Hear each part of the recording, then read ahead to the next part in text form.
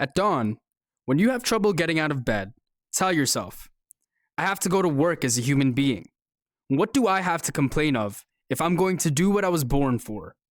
The things that I was brought into this world to do? Or is this what I was created for?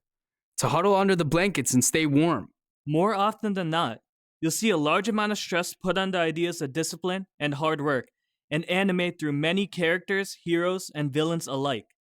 On the surface, anime gets written off because of the preconceived notions of childishness and animation, especially in the West. However, there's often a lot more to take away from anime than meets the eye.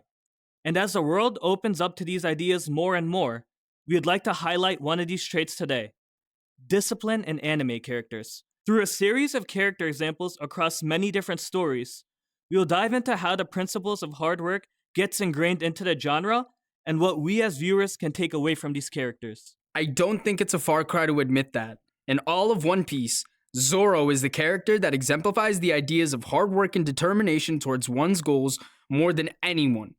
And this ideal brings him a lot of success in the series. One of my personal favorite examples is when he is finally able to cut steel.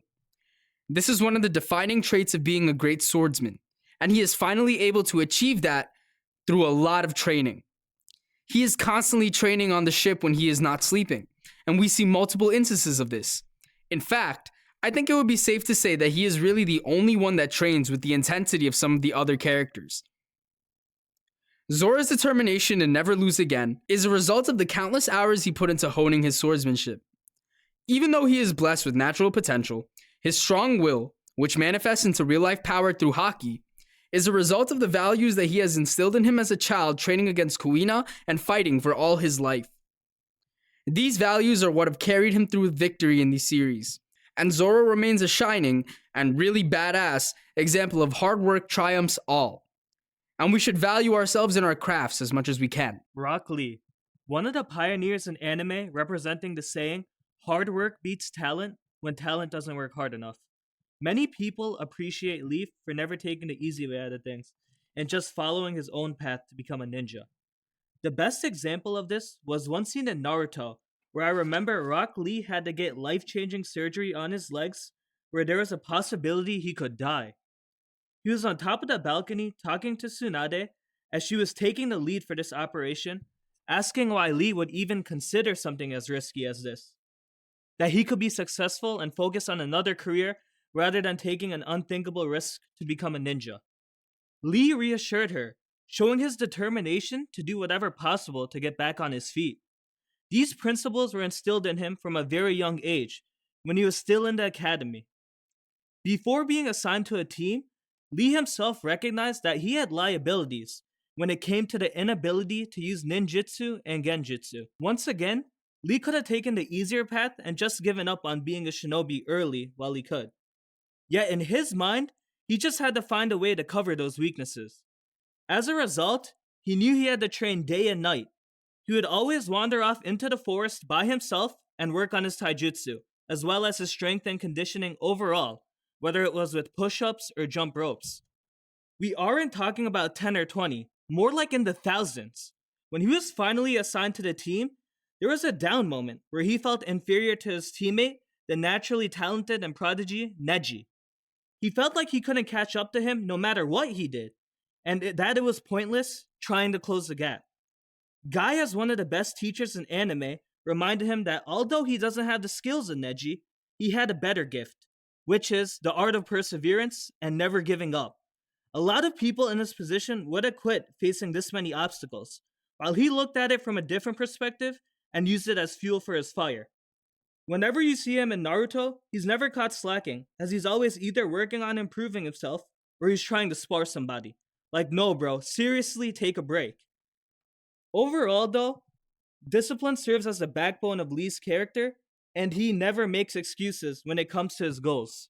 One of the best characters in a slew of really great characters, Isaac Netero shines in Hunter x Hunter as a pinnacle of wisdom, enlightenment, and physical discipline. Netero is known as the strongest Nen user in the world, with his fight against Meruem being one of the best fights in anime, but that's a video for another day.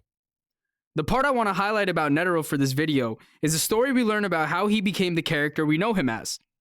He had already become the strongest Nen user in the world by the age of 46, when, believing he had reached the pinnacle of his strength, went up to the mountains to reflect. There, he realized that he wanted to show the gratitude to the martial art that gave him so much, and so he began to do 10,000 punches daily along with prayers. Initially taking him 18 hours to do, he slogged through it every day until he eventually was able to do it in an hour. He then spent the extra time in prayer and achieved enlightenment. When he came back down from the mountains, he was able to punch at the speed of sound, shocking everybody in his dojo. While you probably wouldn't be able to do this, and don't feel bad, no human being alive probably would, Netero's story serves as a memento to discipline, the importance of training, and achievement of balance in the mind, something that is often neglected in your hustlecore grind set videos. It's important to not only be physically sound, but mentally sound, and Netero achieves an unreal level of strength through his ability as a martial artist, as well as his wisdom through years of experience and mental soundness in old age. The word discipline is always thrown around in the mix with the greats. But for me, it's Saitama. He was just an ordinary man facing challenges on a daily. Being unemployed, struggling with a lack of purpose in his life, Saitama always had a strong desire to become a hero, for the thrill of the battles and the excitement that he could bring to his life. In his pursuit of becoming a hero, Saitama trained intensely for 3 years. His training regimen consisted of 100 push-ups, 100 sit-ups, 100 squats, and a 6.2-mile run every single day. Some of you can't even make it to the gym every single day.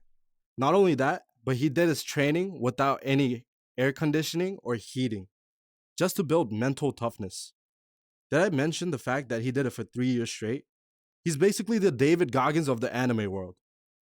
The unique aspect of Saitama's power comes from his realization that his training was so intense, it led to him breaking through the limitation of the human body.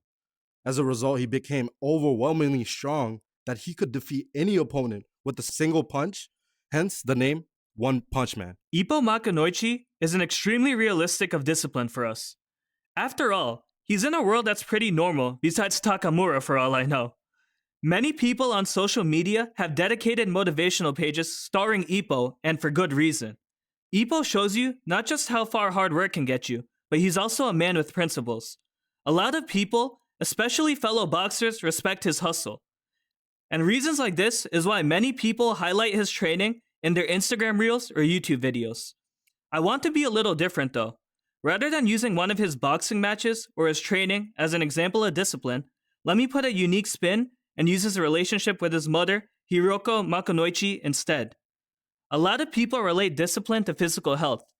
And yes, while that's definitely a huge part of it, it's not the whole story. The definition of discipline is mainly a code of behavior. Back near the beginning of the series, when Ippo was on a winning streak and getting his name out there, his mom was feeling sick. What's the first thought that came to mind? He was going to stop boxing and help her recover. Ippo also didn't want her to stress over anything, so he would take care of her as well. This is the same guy that would train immediately after school and not return home until late night. He was pretty much breathing boxing on a daily basis. This is where his code of behavior comes in, showing the order of what he values most. First it's his mom, and then only after was boxing. It makes sense, because just like with our moms or mom-like figures, she was always there for him through good and bad. Ippo loves his mom, and he shows this by remaining true to his character and being disciplined. To conclude, anime can serve as a truly motivating content for your day-to-day. And you can draw some real inspiration from these stories presented through these characters. Discipline is important, no matter who you are, what you do, or where you want to be.